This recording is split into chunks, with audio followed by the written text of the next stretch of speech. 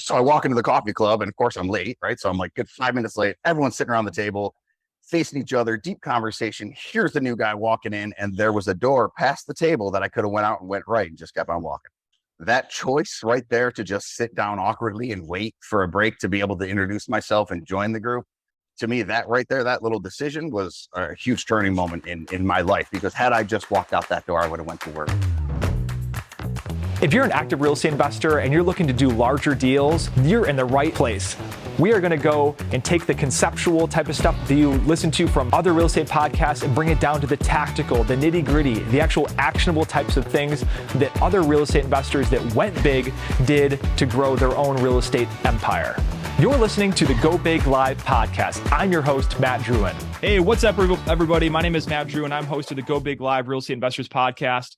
Today, I have a good friend, a guy that I've seen evolve tremendously over the years that I've known him, Mr. Shane Chapin. A little bit about Shane. I originally met him back when we did this little thing called Coffee Club. It was a meetup that I ran every Wednesday morning at 7:30, and Shane started coming. And all of a sudden, he disappeared off the face of the earth. And now he's like this growing real estate god in self-storage. So a little bit about Shane. Relatively new to the real estate space, Shane has been focusing on value-add self-storage facilities, implementing remote management processes and systems while driving revenue and then selling for a profit. In his words, they're flipping the storage business. Local to the Rochester area, Shane is a real estate mystery, but a frequent podcast host and a well-loved name in the industry. Shane proves that you don't need flashy websites or intense marketing to achieve your investment goals and financial freedom. You just need determination, a strong why, and a great partner. You don't want to miss this opportunity to chat with Shane and ask your questions live. And this is a chance to talk to him live if you are tuning into the live Facebook group. And by the way, Shane, this is the first time I've had family members come and hey, I want to get on this. So I got, maybe some nieces and nephews and aunts and uncles and stuff like that in here. So that is super awesome. It means you come from good stock. You got a good support system around you. So anyways, that being said, welcome to the show, Shane. Thanks, brother. I appreciate you having me. So I like to start the interview with our guests with a simple question. You were born and now you're here. What happened in between? First happened, my friend. Happens every day. That's it. What do you just want a 60-second who I am from beginning to end version? Yeah, you got a 5-minute origin story? Quick origin story. My dad was in the military, so I was actually born in Germany. It was kind of cool. We ended up moving to Hilton, New York, and right outside of Rochester. Young, grew up there, ended up going to Brockport, played high school there. So I was in pretty much, Newport, Hilton area, Rochester, my whole life. We got out of high school and I went into the Army. So on and off, I ended up doing about 9 years in the Army. Got out of that and just did what everybody at the Army does. You start looking for jobs, right? Get that job, go find out how to start getting paid. And I ended up in the car business, which was great for my background. I had no experience with cars. I had no experience with sales. And they hired me because of my military background that I was trainable. So fast forward 14 years, I'm at this dealership, and 2016 is when my light bulb went off. And we decided that there was a different way to live. We just had to find it. And it was a wild little journey from that 2016. It was honestly our first cruise we ever took. My wife and I landed on St. Croix. We ended up renting beach chairs from these dudes that were from New York, and they're just living on the beach, renting us beach chairs. And that was it. I'm like, something's wrong. I got to own something that other people will continue to pay over and over again to use. And man, we just found our way to you guys, the Coffee Club, Marty, Brent, and you guys are super supportive and help introduce me to the right people and kind of got me on the journey of self-storage. Excellent. I want to back up a little bit because we can get a little bit personal here. I mean, you were coming to the Coffee Club for a while. I never asked you about this, but there was a mounting source of tension that I could feel in terms of frustration under the surface, in terms of what you were doing in real estate. And I never got to talk to you one-on-one to address it. And then all of a sudden you disappeared. And then it was I would equate you to Bruce Wayne. He was in the world and then he disappeared. And then he came back a completely different person. And I kind of equate your story to the Batman movie, right? So what happened? What was that seminal moment and that transformation that happened with you over that time period? That's fine. I never thought I'd be, associated or compared to Bruce Wayne, but I see it and I do get it. And I guess looking at it that way, I feel that I did that, right? I mean, I was living a specific life, a certain life that I thought this was life. This was the way it is. We're just going to drive on at some time. I'm going to get to retire, what everyone does, right? So real estate was what we found, right? You just Google, how do I leave my W-2? And generally you're going to find real estate. You're going to end up in bigger pockets. That's kind of how that went. The frustration I think that you might be referring to is we bought a house. My wife and I were buying a house. We're going to flip this house and they're going to build this to scale. And it's going to be this huge portfolio. And we're going to live this life of financial freedom. We bought the house, could not find a single contractor to come in and work on it. Couldn't even get quotes. We just decided to do the work ourselves. So it really took us a year before anybody could actually go into that house and live in it. We tried to list it and sell it. It didn't sell. So we had to rent it. Fortunately, our daughters and their two roommates, lease was up, so they rented it. I think the realization is I worked so hard for that year. I mean, I was at this dealership for 60 some hours a week, right? I get off at 8 o'clock at night, 9 o'clock at night. I was literally driving over to this house and then I'm there till 12, 1 o'clock in the morning, whatever, doing whatever nasty, dirty, cold work I was doing. So just wasn't fun. It wasn't what I pictured when I was sitting there in 2016 going, I'm going to do something that's going to allow me to live a little bit more free. So that was my frustration, was I don't understand how you guys are doing this. At that point, like a lot of the rent control and stuff was kind of kicking in. So it started getting me even more nervous. Like all these experienced guys are like, well, I don't know if I want to get rid of my single family houses and things like that. So, the buzzword is a pivot, right? So at one point, we're at your coffee club. Let me back up for this first coffee club, because I think this is a valuable lesson for anybody. The very first time I was going to go to this, right, I was nervous, more nervous than I was this morning to sit here with you, right? But there's a saying that I live by, is that my greatness lies beyond my comfort zone. So I'm always growing once I get there. So in this area where I'm not that comfortable right now, I at least recognize that I'm growing. So I walk into the coffee club and of course I'm late, right? So I'm like good 5 minutes late. Everyone's sitting around the table, facing each other, deep conversation. Here's the new guy walking in, and there was a door past the table that I could have went out and went right and just kept on walking. That choice right there to just sit down awkwardly and wait for a break to be able to introduce myself and join the group, to me, that right there, that little decision was a huge turning moment in my life, because had I just walked out that door, I would have went to work. I'd be sitting at Cortese wondering what if right now. Yeah. Yeah. That's amazing. So let's fast forward a little bit. How did you find self-storage? Because I mean, real estate investing is a niche in of itself. If you go to a family gathering and you raise your hand and you say, hey, how many of you people are investing in real estate, and you get nobody raises their hand. So, the real estate tribe is pretty small. It's incredibly important to find it. And you found it in coffee club, for instance, and this meetup. Self-storage is a niche of a niche. How did you find that? Like, what was that seminal moment in terms of like where the aha came off with that, and where you were inspired to jump into that space? It's absolutely awesome. So Scott Spear at the coffee club, as I'm complaining about this house, I'm griping that I can't scale this. This is not going to be something I'm going to be able to do long term. And somewhere on or about April of 2019 is when Scott Spear said, you should look into self-storage. Look up Mike Wagner. So I had never even rented a storage unit before. Didn't even realize it was in it. It wasn't on my radar. Mm-hmm. So I sort of looked up Mike Wagner on BP, kind of chatted. Well, one day he walks into the dealership and we meet face to face, and he's a real human being that's got this course that teaches this. And the biggest thing to me was it was the lifestyle, right? So it was this life that he's living. These guys are vacationing 4, 5, 6 months out of the year. They're traveling. They're at Disney for the 5th time this year. It was this life that I saw these people, this group living. I'm like, this is insane. Like, that's what I'm talking about. This is the lifestyle. That's the freedom I think I've been missing in my life. And I'd like to just know how to do. I had just met Mike and then reached out to Mike, and I know it can be hard for people because there's 8 million gurus out there selling courses. And so I was very, very fortunate that he just happened to walk in on my dealership, and we were able to meet face to face. And I really got a sense of who this man was. And so, yeah, at that point, once I met him face to face, I was all in, and we just went on to storage. I filed everything away for single family, all the courses, everything I had been learning, and just completely shifted and said, I'm just going to own storage facilities. That was it, man. We finally got our first one. Excellent. Let's talk about that first one. So this was like your first, this was the biggest deal of your life. You had somebody that was supporting you in it. You were getting educated in the process.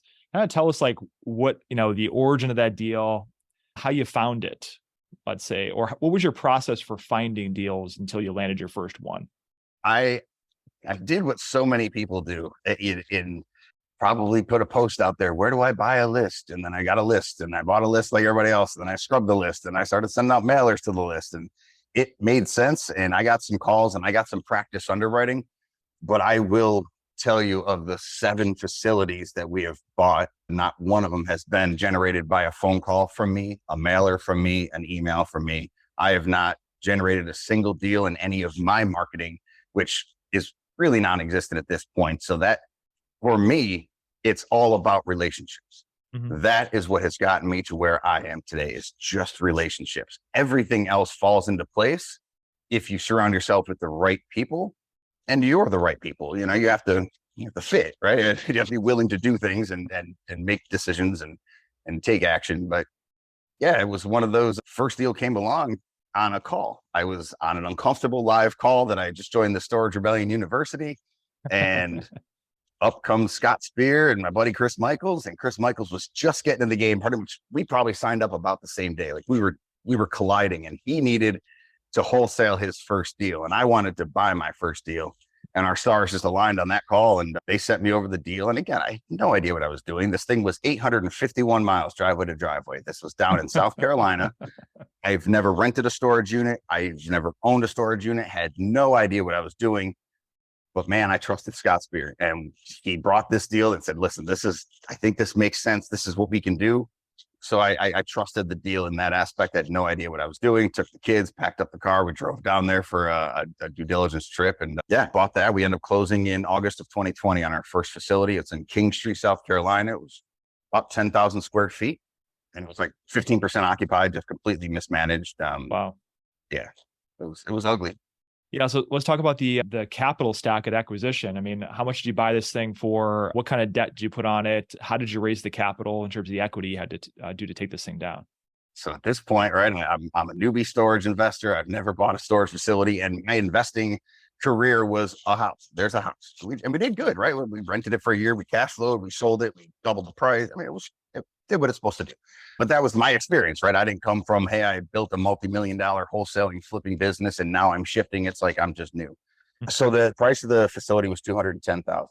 So we were getting it, call it $21 a square foot, really, which, especially right now, is impossible. But it was a great deal, and it was worthy of that price. I mean, again, 15% occupied. The guy was like collecting rent in like the grocery store if he happened to see someone that owed him some money. It was kind of weird, right? But it's exactly the deal we were taught to look for, right? This value add, this super ugly, mismanaged property that you can bring back to life.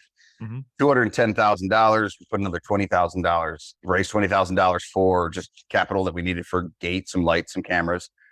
That money, I was introduced to an investor by Scott, and that person funded 100% of the property for him. We'd never even met face to face. A couple Zoom calls, and I was fortunate they had looked at this deal, but was buying another deal at the time. So they were familiar with the area and the deal itself. So we split up equity based on that. At that point, I had $0 into this. I had $0 available to be into this. So that's why it wasn't like I was just choosing not to.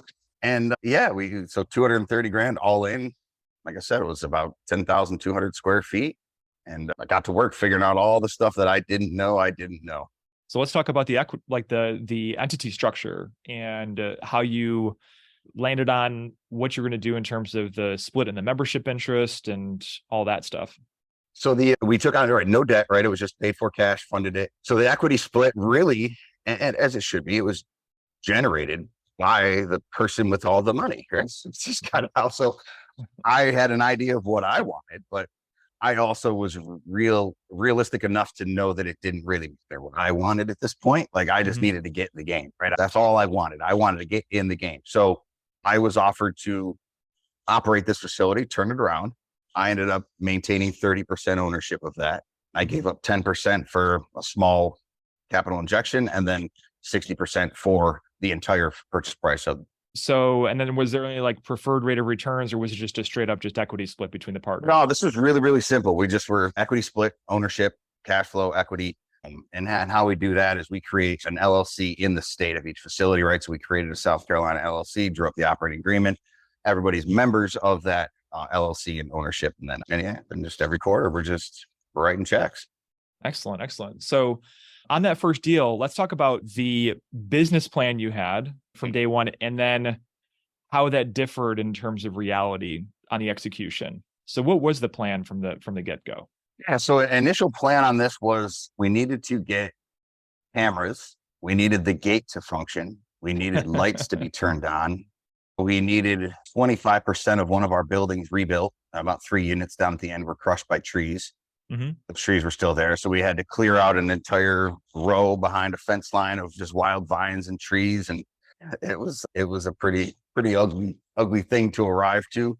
But yeah, so the plan really was just to clean it up, right? Clean it up, get them a website so that we had a place that they could rent online so that people could pay online. So not look for us from the grocery store. They could actually just go online, pay with credit card.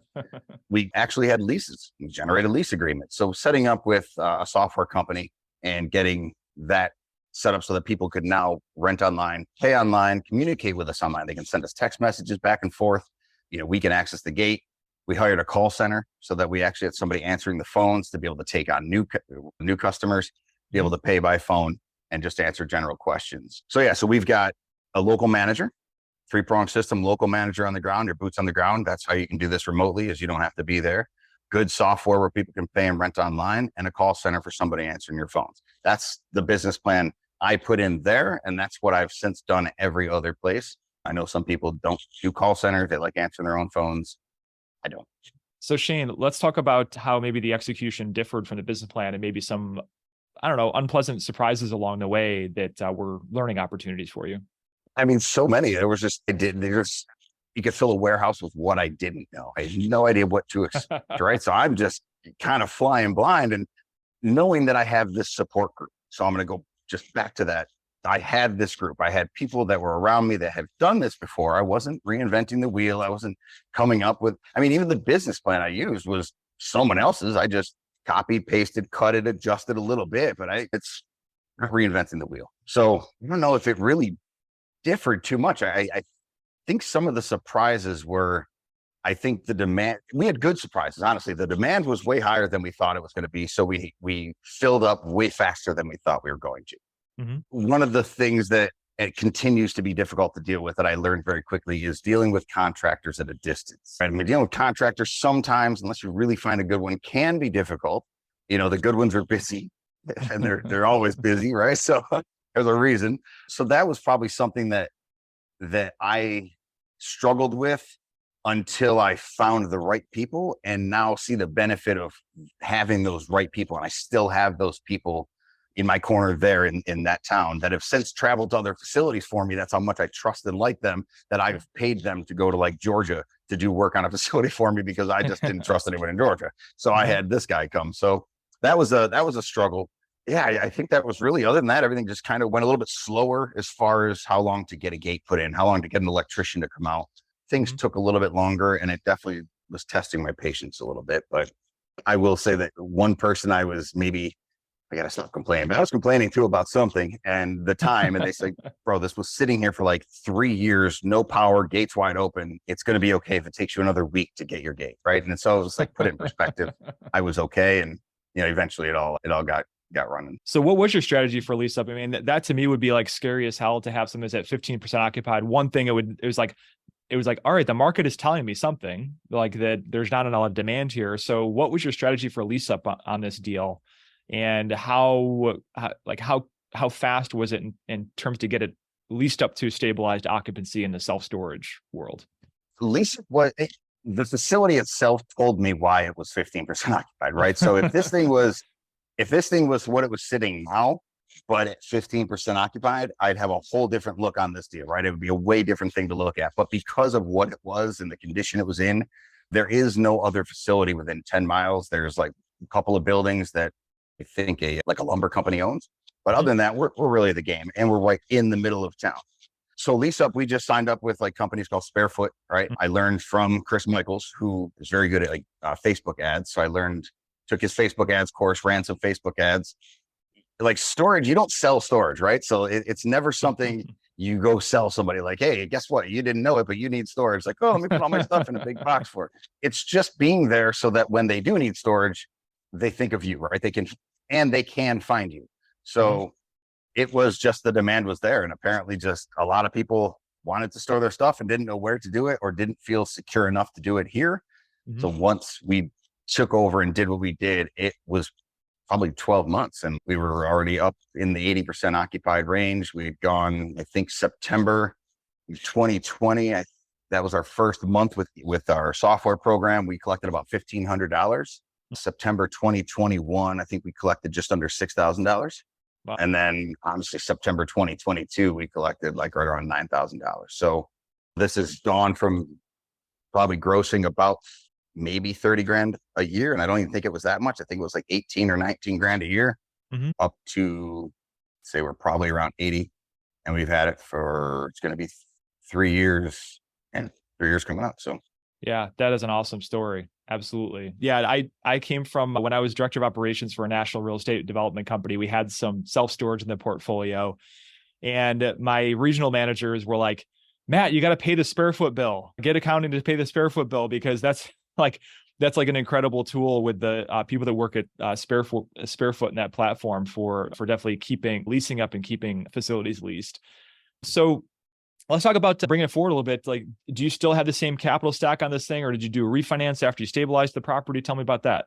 So I ended up going a little beyond with some of the repairs that I wanted to do. So I did end up putting about $12,000 of my own money over a period of time into this deal, which is now still the only money I have in all my deals. It's just this first deal. Yep. So we were chasing land because of how fast we were able to lease up. The demand was there. There was a nice field kind of right next to us, and there's some room on our property that we have now that we've been chasing this land. It took me about 2 years of letters and then another 6 months of back and forth, but we did end up getting to purchase this land. We closed on it. At that point, to buy that land, it was X price, and we all just put in our percentage of cash towards that. We did not refinance. We haven't done anything other than just sat on this and cash flowed. But the plan right now is, we did list it for sale, by the way. We did put it out there. We listed it. We want to test the market. But of our entire portfolio, this is really the gem. This is, I forget that I own it. It can go weeks before I even look. Honestly, it just does its thing, right? We have a great manager on the ground. Every single customer that we have there pays online. Nobody mails us anything. Nobody calls anything in. So it's really a good one. So that one, I think we're going to expand and try to double the size of it and get up over 20,000 square feet and kind of make a decision at that point. Yeah, absolutely. So what did this deal do for you in terms of just, I don't know, like going forward, psychologically, spiritually? It sounds like it brought it a full circle. Changed everything, man. It opened the door to my bat cave. That's what it did, man. It opened the door to my bat cave. Like, I didn't even know I had one. I was like, okay. The biggest thing is confidence, right? And without having confidence, it's tough to do anything, because you're just going to keep telling yourself that it's not going to work out. You're not going to be able to do it, whatever. And I had that, so much negative self-talk and limiting beliefs. So that was one of my biggest things that I've had to work on, is up here. And that's probably where I was in my bat cave, was really just working up here, and came out the other side a little bit cleaner, a little bit more aware, a little more present. So that's kind of what happened. But yeah, this deal just kind of gave me the confidence that we could do this. And if I was able to buy something that I didn't know what to do with, and I did it 850 miles away from home, and I did it while working a full-time job, taking care of a house and raising my 5 kids, like, it was like, what can I do? Then let's go. I mean, I can do self-storage. Now, this wasn't freeing me by any means. It's certainly, we were not making any money. I don't think we wrote a distribution check for probably 18 months before. So it took a little bit, but I didn't care. Like, I knew I could do this again and again and again. And yeah, so we wanted to move to Florida, right? I was a local Rochester guy, and we wanted to move to Florida. That was the goal. We wanted to get to Florida, get out of New York. And so this business allowed me to do that. It was location independent. It could be completely run remotely. I could hire people to sit in the seats that I needed to sit in with King Street, to take over things that I don't have to take over now. And it's pretty wild. It doesn't take a lot of time to do this, but it gave me that confidence to just step out and say, I can do this. And I don't need this W-2 to carry me until I'm 67 and a half years old. So that was it. It was that one deal, right? The first is halfway to 10, or kind of whatever that little catchphrase is. But it was true. I mean, it opened the doors for me. So we have 2 minutes left in the recorded portion of the show until we jump into our live Q&A, because we've got some people patiently waiting in there. So in parting words for, our target audience out here, our investors that have maybe had some, experience in small residential multifamily, they're looking to go big, right? What would be your advice to them? Be afraid of the zeros. I mean, that's all it is. Honestly, it's a change of a decimal point. It's a comma moved. It's not as big as it feels. It's not. It just isn't. And the reward is the same, right? So you buy a $20,000 house, you'll get X dollars. You buy a $2 million house and you do that same process, it's going to see the reward on the other side. So I think going big, I've seen in the commercial space where I can go into a facility, change rents $5 across the board. Nobody cares, but yet my value just shot up by like $80,000 in one click of a mouse. Mm-hmm. That's where I think the scalability and the being able to pull different levers on commercial spaces, you have a bigger effect overall on the value by just doing small things where you got one house, one person moves out, go from 100 to 0 real quick. 100%, man. Great advice. So if you're listening to the recorded version right now and you want to get in on the live Q&A with our fantastic guests like Shane Chapin, like Gina Barbaro, Brian Burke, Chris Seveny, Reed Goosens, all the rock stars that are in the larger commercial real estate space, definitely join the Facebook Go Big Live Real Estate Investors Group. Check it out and get on the live Q&A with our special guests. For now, signing out. Thanks, Shane.